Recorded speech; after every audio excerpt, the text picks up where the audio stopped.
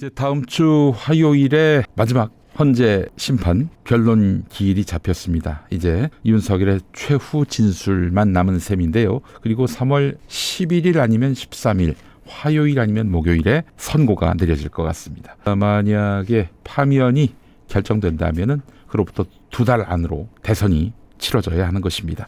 거의 확정적이지요. 5분 브리핑에서도 들으셨습니다마는 윤석열이 살아날 길은 보이지 않습니다. 본인도 그렇게 얼추 짐작하고 있는 것 같습니다. 윤석열 정권은 왜 망했을까? 결국 인사가 만사라는 말처럼 엉망진창의 인사 때문입니다. 물론 최악의 인사는 그 인사를 발탁하고 기용하는 윤석열이었습니다. 윤석열 정부에선 줄곧 고위공직자의 낙마는 물론이고 후보자 단계에서 낙마되는 경우도 있었고요.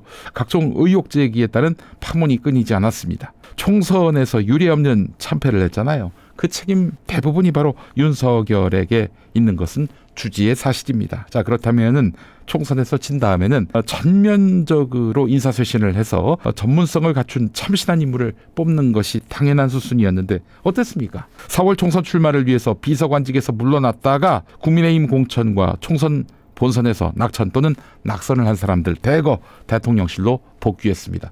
장의의 찬도 돌아갈 뻔했는데 길이 막혔죠. 그래요. 4월 총선 이후에 이루어진 윤석열의 인사는 한마디로 회전문 인사라는 비판이 압도적이었습니다. 자, 그래요. 정권은 그로부터 1년도 안 돼서 붕괴됐습니다. 이 정권에 남아있었던 사람들은 탄핵 공범이라는 오명을 쓰면서 역사 속에서 재활용도 불가능한 쓰레기가 돼버렸어요. 아이고, 좀 불쌍하더라고요. 이번 탄핵 심판 때 나왔던 사령관이니 청장이니 하는 사람들, 또 장관, 총리까지 불쌍하더라고요.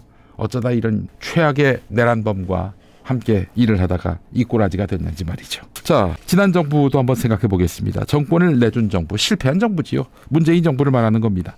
당장 윤석열을 검찰총장으로 발탁한 주인공이 누굽니까? 바로 문재인 대통령입니다. 자, 그래서 사과를 했어요. 얼마 전에. 그런데 사과를 하면서도 그 책임을 혼자 온전히 지지 않고 참모들하고 나누었습니다. 윤석열을 서울중앙지검장으로 발탁했을 때 가장 지지한 사람이 조국 수석이었고, 그 다음에 검찰총장으로 발탁할 때도 조국 수석이 편이 되어준 셈인데, 이거 팩트가 맞나요? 조국은 당시에 윤석열은 검찰총장이 돼서는 안 된다 이렇게 보고했다고 하는데, 지금 문재인은 윤석열을 발탁할 때 조국이 윤석열 편이 돼 주었다 이렇게 얘기하고 있어요. 아니, 자신의 책임이 크다고 이야기하긴 했지만은 조국이 윤석열 검찰총장 임명 때 같은 편이었다 이렇게 얘기하고 있습니다. 이건 책임전가지요, 누가 봐도.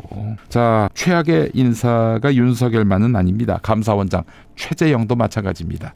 최재형을 발탁했어요. 그때 민주당에서 한솥밥을 먹었던 김재윤 의원이, 그때는 전 의원이었죠, 스스로 목숨을 끊었습니다. 이 제주도 출신 국회의원이고 책을 많이 읽는 지식인으로 또 통했던 김재윤 전 의원이 스스로 목숨을 끊었습니다. 왜냐? 이분이 검찰의 표적 수사로 그렇게 해서 누명을 썼고요. 항소심 재판장으로 최재형을 만났는데 최재형이 검찰의 이런 부당한 수사를 짚어주지도 않고 그냥 검찰 손을 들어준 거예요. 있는 그대로 검찰 공소장을 컨트롤 C 컨트롤 V 한 겁니다. 그래서 너무 억울해서 우리가 정권을 되찾아왔다고 생각한 문재인 정권에서 최재형을 발탁하다니, 이러면서 이분이 비극적인 선택을 한 거예요. 아니, 어떻게 최재형을 발탁합니까? 그 발탁한 최재형이 나중에 어떻게 됐어요? 국민의힘 품에 안겨가지고 국민의힘 국회의원을 한 거 아닙니까? 지금 윤석열이 워낙 너무나 임팩트가 커가지고 윤석열만 얘기하는데 최재형도 큰 문제였습니다. 문재인 대통령 취임사에서 이렇게 말했습니다. 전국적으로 고르게 인사를 등용하겠다. 능력과 적재적소를 인사의 대원칙으로 삼겠다. 저에 대한 지지 여부와 상관없이 유능한 인재를 삼고초려해서 일을 맡기겠다. 자, 그런데 말이죠. 2019년이었을 겁니다. 집권 2년 차 됐을 때 당시에 기업 경영 성과 평가 사이트 스코어라는 사이트에서 공기업 35개, 자회사 12개 해가지고 47개 기관을 분석해 봤더니 전체 임원 중에 4분의 1이 문재인 정부 출범에 기여한 공로로 임명된 사람들이었다고 합니다. 전체 임원 316명 중에 118명이 37%가 이렇게 문정부 출범에 기여한 사람들이었다는 겁니다. 누구라고 거명하는 게 썩 유쾌하진 않습니다만은 오영식 한국철도공사 사장, 이분이 철도하고 무슨 상관이 있습니까? 민주당 국회의원 출신 아니에요. 김낙순 한국마사회 회장, 네, 전부 다 대통령 선거 당시에 문재인 후보 중앙선거대책본부의 조직본부 부본부장 출신입니다. 유태열 그랜드 코리아 레저 사장 같은 경우 퇴직 경찰 553명과 함께 문재인 후보 지지 선언을 했던 인물입니다. 감사의 경우 총 31명 중에 절반이 이른바 캠코더 인사였던 것입니다. 캠코더 인사. 캠프 코드 더불어민주당 출신의 인사여서 캠코더 인사였던 것이죠. 나눠먹기식 논공행상이라는 비판을 피할 수가 없었습니다. 물론 선거 때 수고했던 사람들에 대한 감사한 마음, 또 권력이 생겼을 때 뭔가 혜택을 주는 거, 이거 뭐 그냥 깡그리 무시하고 쌩까고 선거 때 수고 많이 하셨는데 집으로 돌아가세요, 일찍 들어가세요, 이럴 일은 아니죠. 그러나 중요한 국정에 자격도 없고 능력도 없고 또 이 전문성과 아무 상관이 없는 사람을 그냥 무능한데도 대선 때 수고했다고 요직에 앉히는 거, 이건 타당한 일입니까? 이 국민에 대한 도리인가요? 문재인 정부의 가장 큰 잘못은 삼고초려할 유능한 인재를 발굴하지 못한 겁니다. 취임사에서 얘기했던 것과는 달리 말이죠. 광역 시도를 강행군하면서 10번에 거친 지역 토론회를 개최하면서 또 지역별로 영역별로 인사자문위원회를 두면서 좋은 사람을 추천받으려고 했던 노무현 정부와 너무나 대조가 됩니다. 물론 노무현 정부도 이렇게 노력했지만 근데 인사에 성공했다라는 얘기는 듣지 못했습니다. 부산에서 2년 맺은 사람들, 노무현 정부 청와대 사람들, 그리고 민주당 사람들 중에서도 자기 포럼, 자기가 주도하는, 자기를 앞세우는 포럼의 주축 인사들을 기용했어요. 제가 문재인 정부 때 들은 얘기인데 그 민주당 당원으로서 열심히 문재인 후보 당선을 위해 애썼던 분이지만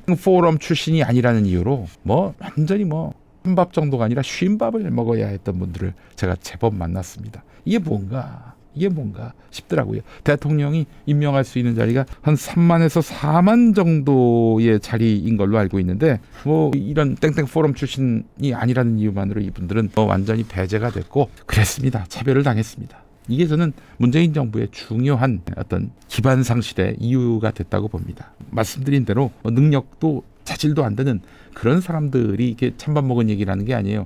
충분한 전문성을 가진 인물이지만 땡땡 포럼 출신이 아니란 이유로 그렇게 문 밖에서 그늘 아래에 서서 이렇게 홀대받았던 분들 얘기를 하는 거예요. 인재를 쓸 때에는 국가 경영의 철학과 비전이 비슷한 인재들이 서로 뜻을 맞춰서 함께할 수 있는, 그러니까 팀워크 중심의 인재 발탁이 필요하다는 것이죠. 그냥 이름이 알려졌다고 흠결이 없다고 그냥 길거리 캐스팅하듯이 데려와가지고는 결국에는 아무것도 이룰 수가 없다는 것이 과거 정부로부터 우리가 얻은 교훈입니다.